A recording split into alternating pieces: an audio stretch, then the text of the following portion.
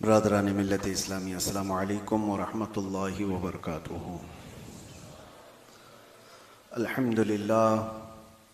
अल्हम्दुलिल्लाहिल हन्नानिल mannan अल्लज़ी खलक़ल इंसान व अल्लमहुल बयान वस्सलातु वस्सलामु अला रसूलिही सय्यिदिल इंसी वल जान व अला आलिही व अस्हाबिही ज़िल खैरि वल इहसान अम्मा बअद फ़अऊज़ु बिल्लाहि मिनश शैतानिर रजीम बिस्मिल्लाहिर रहमानिर रहीम वकज़ालिक जअलना लिकुल्लि नबिय्यिन अदुव्वन शयातीनल इंसि वल जिन्न युई बअदुहुम इला बअदिन ज़ुख़रुफ़ल क़ौलि गुरूरा सदक़ल्लाहु मौलानल अज़ीम। बारगाह रिसालत मुआब सल्लल्लाहु अलैहि वसल्लम में दुरूद पाक का हदिया पेश करें। अल्लाहुम्मा सल्लि अला सय्यिदिना व मौलाना मुहम्मदिन मअदनिल जूदि वल करम व आलिहि व अस्हाबिहिल किराम व इब्निहिल करीम व बारिक व सल्लिम सलातन दाइमतन सरमदन अबदा। कुरान अज़ीम में अल्लाह ताला यूँ इरशाद फरमाता है, इसी तरह हमने हर नबी के साथ एक दुश्मन पैदा किया है। शयातीनल इंसी वल जिन्न, इंसान और जिन्नात में से शयातीन, नबियों के साथ एक दुश्मन को बनाया गया है। तो फिर आम इंसान का क्या है? इंसान की जिंदगी किसी मुकाबिल में ही गुजरती है, यानी खैर और शर दोनों इस जमीन पर मौजूद हैं। जितने भी औलिया कामिलीन, सहाबा, ताबाईन, जिनकी भी जिंदगियां आप देखें, उनके करामात, उनकी अच्छाइयाँ, उनकी फजीलतें सब आप बयान करते हैं, सुनते हैं, लेकिन साथ ही उनकी जिंदगी में कोई एक थ्रेड रहता ही है, एक दुश्मन कोई रहता है। इसकी वजह क्या है? सारे नबियों के साथ अल्लाह ताला फरमाता है हमने एक दुश्मन पैदा किया है। वजह यह है कि दुश्मन इसलिए होता है कि अल्लाह के महबूबों की मोहब्बत का इजहार हो जाए, उनके कमालात का इजहार हो जाए। मिसाल के तौर पर सैयदना इब्राहीम खलीलुल्लाह अलैहिस्सलातु तस्लीम, ये खलील हैं अल्लाह के, बरगजीदा पैगंबर हैं, जलीलुल कद्र नबी हैं, और आप अल्लाह ताला के महबूब नबियों में से हैं। लेकिन आपके साथ जो हुआ, आपको आग में डाला गया। वाकई आपको मालूम होगा, नमरूद ने आपके लिए आग जलाई और आपको आग में झोंक दिया गया और आग ने आप पर कुछ असर नहीं किया। अल्लाह ताला ने कुरान में फरमाया, कुलना या नारू कूनी बर्दन व सलामन अला इब्राहीम, हमने कह दिया ए आग इब्राहीम पर ठंडी हो जा, सलामती वाली हो जा। आग ठंडी हो गई, इब्राहीम अलैहिस्सलाम का कोई भी बाल बाका नहीं हुआ। अब ये जो कमाल इब्राहीम अलैहिस्सलाम का जाहिर हुआ, इसकी वजह क्या है? उस नमरूद का होना। वो दुश्मन इसलिए था कि अल्लाह के नबी के कमाल का इजहार हो जाए। आपकी जिंदगियों में भी ये मामलात होंगे, हर एक के साथ कोई ना कोई दुश्मन होगा। कोई ऐसा तस्वुर नहीं कर सकता कि मैं या फलां सारे दुश्मनों से पाक हैं। और कभी कभार हमारे पास लोग आकर के कहते हैं कि हजरत फलां मेरे साथ वो कर रहा है, ये कर रहा है, मैं तो किसी का बुरा चाहता ही नहीं। यहां एक कानून नहीं है कि आप किसी का बुरा चाह रहे हैं तभी आपके साथ कुछ बुरा हो रहा है। दुनिया बहुत सारे लोगों से ऐसी भरी हुई है जो खामोश चलने वालों के साथ भी दुश्मनी करती है। उनको ये जरूरी नहीं है कि आपने उनका कुछ बिगाड़ा हो, आप रास्ता चलने वाले हो, लेकिन उसके बावजूद भी कुछ लोगों को अच्छा नहीं लगता आपका रास्ता चलना। आप सर झुका करके चलते हो, ये भी बहुत सारे लोगों के लिए सही नहीं लगता। आप सर उठा के चलते हैं तो भी लोगों के लिए तकलीफ है। तो खामखा जो तकलीफ है लोगों को, हर एक का कोई ना कोई दुश्मन या छोटा होता है या बड़ा होता है। लेकिन हमारी जिंदगियों में किसी दुश्मन का होना ये इसलिए नहीं है कि हम सबको खत्म कर दिया जाए, बल्कि इसलिए है कि हम अल्लाह से ज्यादा करीब हो जाएं, उससे पनाह मांगने लग जाएं। दुश्मन से बचने के लिए रोजाना कुछ ना कुछ आप वजीफा करते रहेंगे, अल्लाह से दुआ करते रहेंगे। जब जब आप मुसीबतों में गिरफ्तार होते हैं अल्लाह की तरफ दौड़ करके आते हैं। और फिर एक बात आपको मैं ये भी बता दूं, अल्लाह की ज़ात पर यकीन और तवक्कुल इतना बढ़ जाता है। हम मुसलमान हैं, इस एतबार से मैं कह रहा हूं, दुश्मन चाहे जैसे भी हों, लेकिन मुसलमान ये सोचता है कि मेरे रब से बढ़कर ताकत किसकी है। ये जितना जरर पहुंचाने वाले होंगे ये अपनी ताकत के हिसाब से पहुंचाते हैं, और अल्लाह हिफाजत करने वाला है, वो अपनी ताकत से हिफाजत करता है। और कुरान में अल्लाह ताला ने फरमाया है, इसलिए हमारा यकीन बढ़ता चला जाता है। अगर आपका कोई दुश्मन ही ना हो तो आप खुद ही अपने आप को खुदा समझने लग जाएंगे। अगर कोई आपका दुश्मन ही ना हो तो आप खुद को ये समझने लग जाएंगे कि मेरा कौन क्या करता है, कुछ भी नहीं, मैं सेफ हूं। और जहां पता चला कि कुछ दुश्मन हैं जो ताकतवर भी हैं या साजिशी हैं या जाल बुनने वाले हैं, तो अंदर से एक खौफ पैदा होता है कि मेरी गफलत में कहीं वो मुझ पर हमला आवर ना हो जाए। इसलिए बारगाह रब्बुल इज्जत में रोजाना दुआ करता हूं कि मौला इन दुश्मनों से मेरी हिफाजत फरमा। मेरे अजीजों, हमारी और तुम्हारी ताकत का क्या कहना। सैयदुल अंबिया रसूल अकरम सल्लल्लाहु तआला अलैहि वसल्लम, अल्लाह ताला के वो महबूब नबी, अगर वो हुक्म दे तो आपके साथ सोने और चांदी के पहाड़ चला करेंगे, हुजूर ने खुद फरमाया। लेकिन उसके बावजूद मेरे आका सल्लल्लाहु तआला अलैहि वसल्लम दुश्मनों के शर से बचने की दुआ करते थे, दुश्मनों के शर से बचने की दुआ करते थे। और बारहा ऐसा देखा भी गया कि दुश्मनों का वार मेरे आका पर हुआ है कि नहीं हुआ। अबू जहल की वजह से, अच्छा यहां पर यह भी मैं बता दूं, अबू जहल क्यों पैदा हुआ, क्यों आ गया हुजूर के मुकाबले में, क्यों इतनी अजियतें दिया। मेरे अजीजों, अल्लाह ताला का कोई काम हिकमत से खाली नहीं होता, कोई काम हिकमत से खाली नहीं होता। फ़िअलुल हकीम ला यख़लु अनिल हिकमा। अबू जहल के होने की वजह से रसूल पाक सल्लल्लाहु तआला अलैहि वसल्लम के कई मौजज़ात का इजहार हुआ है। कंकरियों ने कलमा पढ़ा, हुजूर का ये कमाल देखा दुनिया ने। या अबू जहल इस तरह का दुश्मन होने की वजह से उसने इनकार किया और मेरे आका ने इजहार करके दिखाया। उसने कहा कि ये नबी नहीं है, इनका अगर कुछ है तो जमीन पर चल रहा होगा जादू, आसमान पर चला करके दिखाएं कुछ। हुजूर ने इशारा किया और चांद दो टुकड़े हो गया। उसका इनकार करना था, मेरे आका ने इजहार करके दिखाया। दुश्मनों का कभी कभार होना आपके कमालात के इजहार का सबब बनता है। हाँ, इसीलिए इकबाल ये कहता है, तुम दिए बादे मुखालिफ से न घबरा है औकाब, ये आती है तुझे ऊंचा उड़ाने के लिए। उर्दू के हार्ड लफ्ज होंगे, आपको मैं बताता हूं। कहना ये चाहते हैं इकबाल, तुम दिए बादे मुखालिफ से न घबरा है औकाब। औकाब ईगल को कहते हैं, परिंदा बहुत ऊंचा उड़ता है, ये ऊंचा उड़ता है, लेकिन कभी कभार नीचे आ जाता है। और तुंदिए बादे मुखालिफ का मतलब होता है उल्टा चलने वाली हवा। कभी मुखालिफ सिमत से हवा तेज चलने लग जाए तो उकाब को मुश्किल हो जाता है कि अगर हवा उधर से आ रही है और ये उड़ इधर से रहा है। तो इकबाल ये कहते हैं, ऐसी मुखालिफ सिमत से आने वाली हवा से मत घबरा है उकाब। उकाब क्या करता है उस वक्त, हवा अगर तेजी से मुखालिफ सिमत से आए तो हवा का मुकाबला करने के लिए उसमें घुस नहीं जाता, बल्कि ऊपर जाता है जहां से हवा नहीं आ रही हो।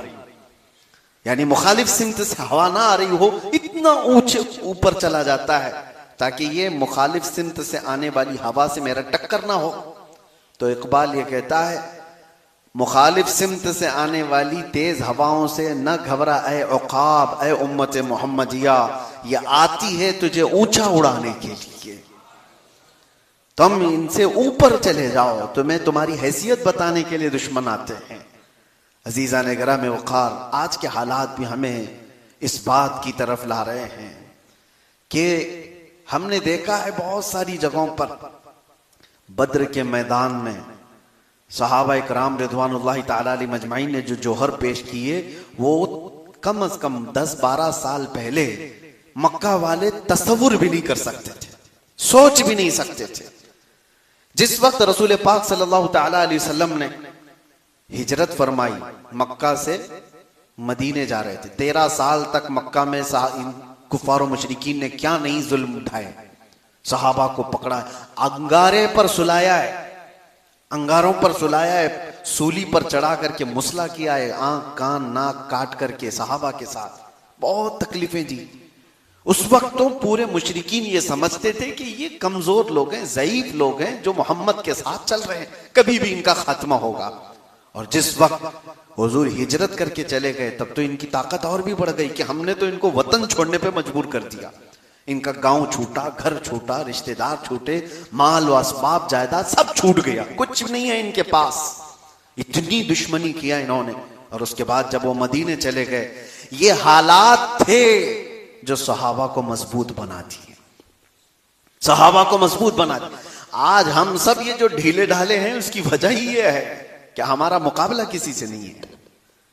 जिस जगह पर किसी से मुकाबला नहीं होता वो ढीली कौम है, उसे किसी भी चीज से अपने मुकाबले की ताकत का अंदाजा ही नहीं होता।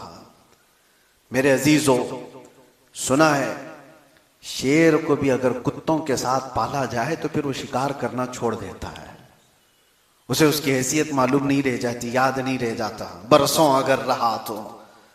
सहाबा इकराम वहां मक्का से मदीने चले गए। मुशरिकीन अभी भी ये सोचते थे कि जिस तरह हम इनको मक्का में कभी भी पकड़ के मारते थे, एक साहबी हैं जिनको 16 साल तक कैद में रखा था इन्होंने, जंजीरों से बांध करके, वो जुल्म ढाए थे। तो ये सोचते थे कि इस तरह से हम कभी भी इनके ऊपर कुछ कर देंगे। लेकिन एक मर्तबा आए मदीने पर चढ़ाई करने के लिए 1000 से ज्यादा लोग, और बद्र के मैदान में जो सहाबा ने जोहर दिखाए, इनके पूरे के पूरे परखचे उड़ा दिए। जितने गुरु घंटाल थे सब के सब मैदान बद्र में कत्ल हो गए। अबू जहल, उतबा, शैबा, जितने बड़े बड़े थे शैतान, सब कत्ल हो गए। बद्र के उस वादी में वो मुशरिकीन कहते हैं कि हमें तो ये अंदाजा ही नहीं था कि इतने ताकतवर हो चुके ये लोग, इतना मुकाबला करने की इनके अंदर हिम्मत आ गई। बल्कि वो ये भी कहते हैं कि बसा औकात हम देख रहे थे उनके पास तो लकड़ी के हाले थे, तलवारें भी नहीं थी, लकड़ियों से लड़ रहे थे सहाबा रसूलुल्लाह के। और मुशरिकीन मक्का कहते हैं कभी कभार ये गर्दन के करीब तलवार लाते थे, अभी हमला भी नहीं होता था, किसी की गर्दन कट गई होती थी, वैसे ही खत्म हो गए होते थे। ये सहाबा इकराम रिदवानुल्लाह ताला अलैहि मजमईन की मदद भी थी और उनका यकीन था, उनका जो मुस्तहकम अमल था। उसकी वजह क्या है? मुशरिकीन ने ये दुश्मनी ऐसी की कि सहाबा को इतनी बुलंदी पर पहुंचाया यकीन के साथ कि वो सहाबा मैदान में उतरे तो अल्लाह के भरोसे उतरे थे। मेरे अजीजों, ये हालात सबकी जिंदगियों में होंगे। दुश्मन जो होता है वो तुम्हें मजबूत करने के लिए होता है। एक बुजुर्ग ने फरमाया था, बुजुर्ग बैठे हुए थे और अचानक वो दुआ करने लगे कि अल्लाह ये दुश्मनों को सलामत रखे, ये भी नियामत है। तो सब लोगों ने कहा कि हुजूर दुश्मनों की हिलाकत की दुआ की जाती है, आप कह रहे हैं वो सलामत रहे? कहते हाँ, इसलिए कि वो होते हैं तो हमारा ईमान मजबूत होता है, वो हमारे ईमान को मजबूत करते हैं। और हत्ता के उस बुजुर्ग ने फरमाया अगर ये ना हो तो हमें शहादत का दर्जा कहाँ से मिले, गाजी का दर्जा कहाँ से मिले? इनके साथ मुकाबला हो तो ही ये सब मामलात हैं, कोई हो ही ना तो फिर कहाँ से हमें ये सब नियामतें मिलेंगी? बहरहाल उनका अपना कॉन्सेप्ट, उनका अपना तस्वुर। लेकिन हमारे लिए जिंदगियों में मेरे अजीजों, हर एक के साथ अल्लाह ताला ने एक शैतान पैदा किया है, हर एक के साथ एक शैतान है। नबियों के साथ जब कहा गया तो शैतान तुम्हारे साथ भी है, हमारे साथ भी है। अब शैतान की 2 किस्में बयान की गई हैं कुरान में, एक इंसानों में से और एक जिन्नात में से। और आपने सूरह नास में पढ़ा होगा, आखिरी आयतें जो है अल्लज़ी युवस्विसु फी सुदूरिन नास मिनल जिन्नति वन नास, उस शैतान से अल्लाह की पनाह जो लोगों के सीनों में, दिलों में वसवसे पैदा करता है, वो कौन है? मिनल जिन्नति वन नास, जिन्नात में से और इंसानों में से। और इसी तरह भी मैंने जो आयत पढ़ी, अल्लाह फरमाता है वकदालिका जअलना लिकुल्लि नबिय्यिन अदुव्वन शयातीनल इंसी वल जिन्न, हमने हर नबी के साथ एक दुश्मन पैदा किया, इंसानों में से और जिन्नात में से एक शैतान। तो शैतान दोनों में भी है, इंसानों में से भी होगा, जिन्नात में से भी होगा। बहुत सारे लोग ये तस्वुर करके बैठे रहते हैं शैतान का मतलब दो बड़े सींग वाला होगा, बकरे की मुंडी वाला होगा, लंबे बालों वाला होगा। शैतान की ऐसी कोई शक्ल नहीं। शैतान तुम्हारे करीबी दोस्त की शक्ल में भी आएगा, जो तुम्हारे आसपास हैं, इनमें से कोई शैतान हो, अच्छी शक्लों में भी होगा, और जिन्नात में से जो शैतान है वो गायब होगा। लेकिन ये दोनों हमारी जिंदगी पर बहुत असर करते हैं, बहुत बुरी तरह से असर करते हैं। ये मुसलसल खैर के रास्ते से हमें भटकाने की कोशिश करते हैं। ये नमाजें हैं तुम्हारी, ये दुआएं हैं और बुजुर्गों की सोहबतें हैं जो इन शैतानों से तुम्हें बचा रखी है। वरना इनसे मुकाबला करते करते आदमी कितने तो गुमराह हो गए, भटक गए। कौन है जो तुम्हें अचानक बैठे बैठे बुरी ख्वाहिशात ला करके उस मैदान में ले चला जाता है? वो शैतान है जो तुम्हारे साथ लगा हुआ है। तुम अच्छे भले थे, मस्जिद में बैठे हुए थे, उठ करके गए, फिर खुराफात दिमाग में आई, चलना है फलां जगह पर गुनाहों के अड्डे पर। कौन लेकर के गया तुम्हें? दो, या तो एक गायब लेकर के जा रहा होगा, या तो एक कोई हाजिर होगा। हाजिर होगा तो तुम्हारा दोस्त होगा, गायब होगा तो जिन होगा। ये दोनों में से कोई एक तुम्हें लेकर के जा रहा है और तुम भटक गए, बहक गए। मेरे अजीजों, इनसे मुकाबला करने के ही लिए इस दुनिया में हमें भेजा गया। और अल्लाह ताला कुरान पाक में यूं फरमाता है, इहबितू फइन्न लकुम मा सअलतुम। नहीं, पहले पारे की आयत है। अल्लाह तबारक व तआला यूं इरशाद फरमाता है, आदम अलैहिस्सलाम और हज़रत हव्वा को जब जन्नत से उतारा गया था, अल्लाह ताला फरमाता है, वलकुम फिल अर्दि मुस्तक़र्रुन व मताउन इला हीन। तुम्हारे लिए एक मुकर्ररा मुद्दत तक यहां पर हम भेज रहे हैं दुनिया में, और हर एक को एक का दुश्मन बना करके भेज रहे हैं। यानी शैतान को इंसान का दुश्मन बना करके भेजा गया है। इससे मुकाबला करते रहो और वापस तुम्हें हमारे पास आना है और हम तुम्हारे अमाल का सवाल करेंगे। यहां हमें जो भेजा गया है, मुसलसल हर दिन हम लड़ाई में मौजूद हैं, हर दिन हम लड़ाई में हैं। अपने जहन में मौजूद ख्यालात से लड़ रहे हैं, अपने आसपास के हालात से लड़ रहे हैं। और अगर ये दुश्मन ना होता तो आप अल्लाह की जात पर यकीन कैसे करते? उसकी बारगाह में झुकने की और दौड़ करके आने की आपके अंदर जो तमन्ना है वो कहां रह जाती? इसीलिए मैंने शुरू में ही कहा, अगर दुश्मन ना हो तो आदमी ढीला पड़ जाता है और उसे किसी चीज की हाजत ही नहीं रहती, जरूरत ही नहीं होती। मैंने एक दानिश्वर से पढ़ा था, जापान वाले लोग, ये तवज्जो से सुनिए, मछली खाने के बड़े शौकीन, और वैसे भी उस तरह के ये जो लोग हैं चाइनीज टाइप के, इनके यहाँ मछली का रिवाज ज्यादा है। लेकिन जापानी लोगों का उनकी एक आदत ये थी कि वो ताजी मछली खाते थे। तो होता ये कि समंदर से मछलियां पकड़ करके लाने तक वो बासी हो जाती, मर गई होती, क्योंकि 2-2 दिन 3-3 दिन के बाद मछुआरे आते थे बड़ी मछलियां लेकर।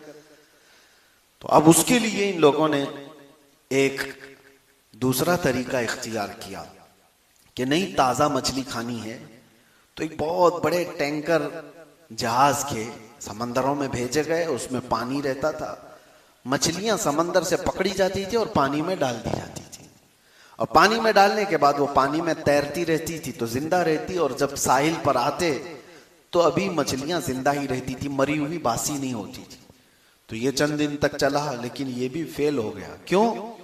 वजह ये थी कि लिखने वाले ने लिखा है कि वो मछलियां जो समंदर में तैरती थी उस तरह से ये टंकी में नहीं तैर रही थी। यानी छोटी जगह थी, पानी अलग था, तो वो भी सुस्त हो जाती थी, काहिल हो जाती थी। जिंदा तो रहती थी लेकिन काहिल रहती थी, सुस्त। और यहां आने तक सुस्त मछलियां होती थी। तो जापानी लोगों ने ये कहा कि सुस्त मछलियां खाने से हमारी तबीयत में भी सुस्ती ज्यादा ना आ जाए, हमें एक्टिव चाहिए, हरकत वाली। जानते हैं, उसके बाद उन्होंने एक तीसरा तरीका इख्तियार किया। कहा कि बहुत बड़े टैंकर को तो ले जाया जाता है मछलियां पकड़ने के लिए, अब ये हरकत में नहीं रहती, 1 दिन 2 दिन के बाद ये ढीली पड़ जाती है। तो ऐसा किया गया, एक शार्क मछली को भी पकड़ा गया, छोटी, और उसको इसमें डाला गया। और छोटी मछलियां जो है उसी से तो भागती है समंदर में कि ये अपना लुकमा बना लेती है।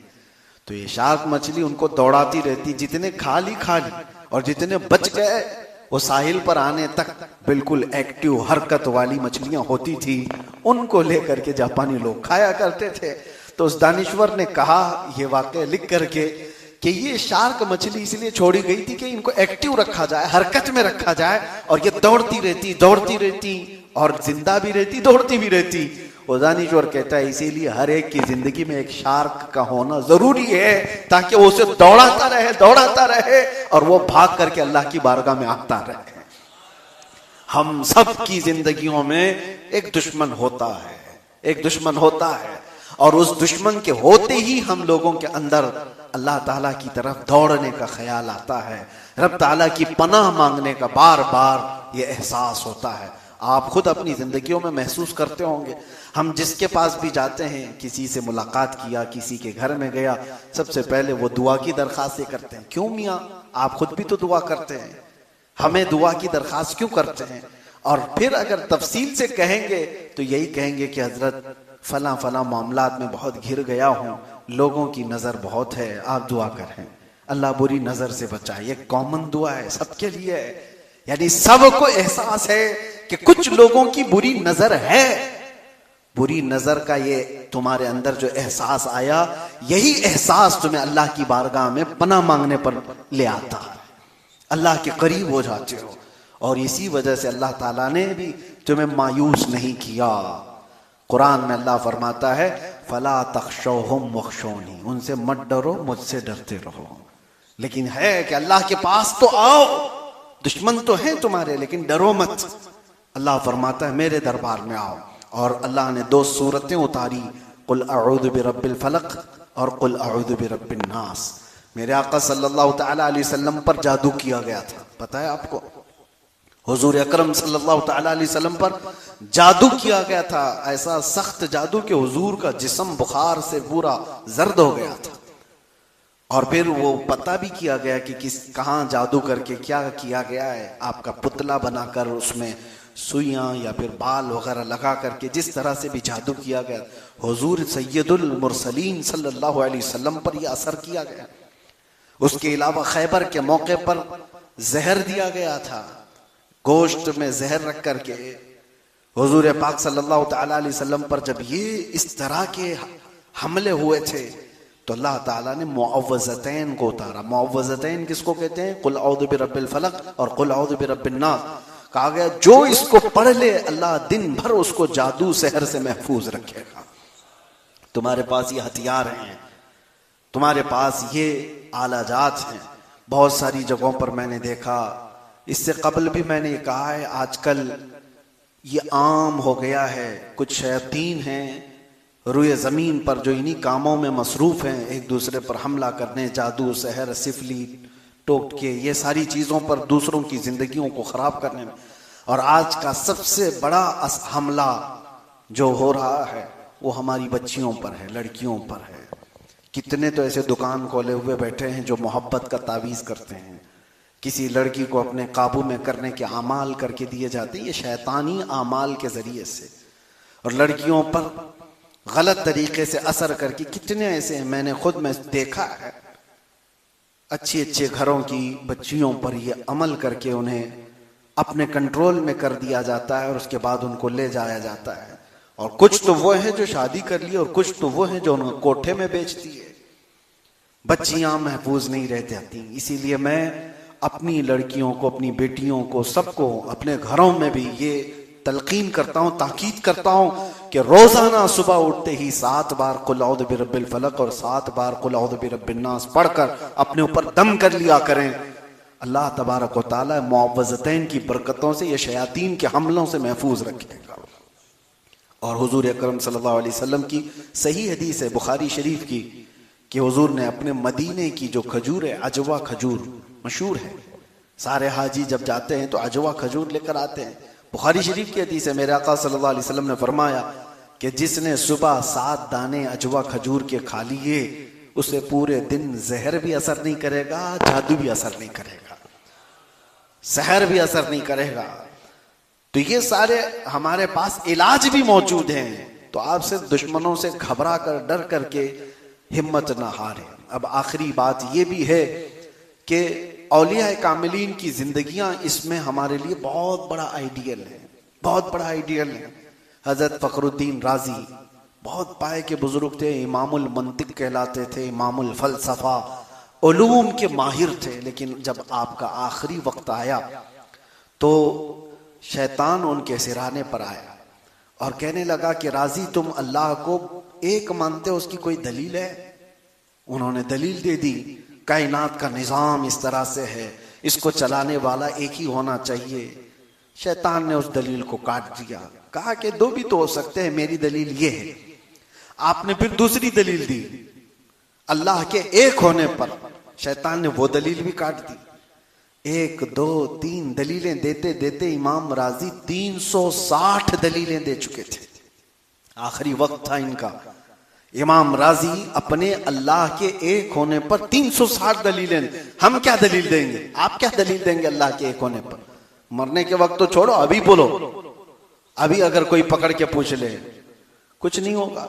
इमाम राजी जैसा आलिम दीन जब वो 360 दलीलें दे चुके तो डगमग होने लग गए, अल्लाह एक है भी कि नहीं।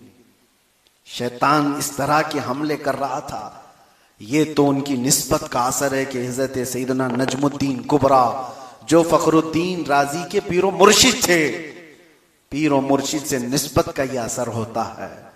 दूर से ही मुर्शिद ने अपने मुरीद की हालत को देखा और पुकार कर कहा, ऐ राजी वो इबलीस है, तू उससे बहस कर रहा है, अपने खुदा के एक होने पर दलील दे रहा है, उससे कह मैं अपने खुदा को बगैर किसी दलील के एक मानता हूं।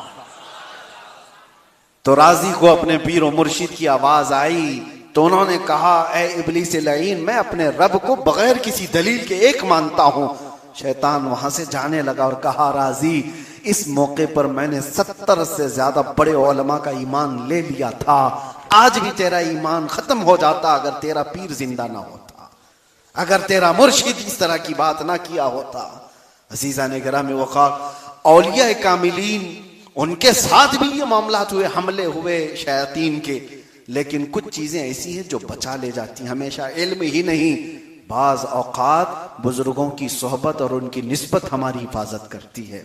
इसीलिए आला हज़रत फाजिल बरेलवी रज़ी अल्लाह तआला अन्हु ने अपने इल्म पर, आला हज़रत का जैसा इल्म आज के ज़माने में कौन मिसाल ला सकता है, जो 55 उलूम व फ़नून का माहिर हो। फतावा रज़विया जैसी 30 जिल्दों की मुकम्मल किताब हमारे पास, कुरान का तर्जुमा कंजुल ईमान की सूरत में, इश्क रसूल से भरी हुई हदायक़ बख्शिश, जिंदगी पूरी कलम चलाते चलाते जिसकी गुजरी और एक नई बेहतरीन शागिर्द पैदा करके पूरी उम्मत पर एहसान किया, इल्मी बड़ा काम किया, लेकिन फख्र इस पर नहीं किया कि मैंने इतनी किताबें लिख दी, मैंने फतावा रज़विया लिखा है, मैंने हदायक़ बख्शिश लिखी है, मैंने कंजुल ईमान लिखा है। नहीं, ये सारी चीजें नहीं।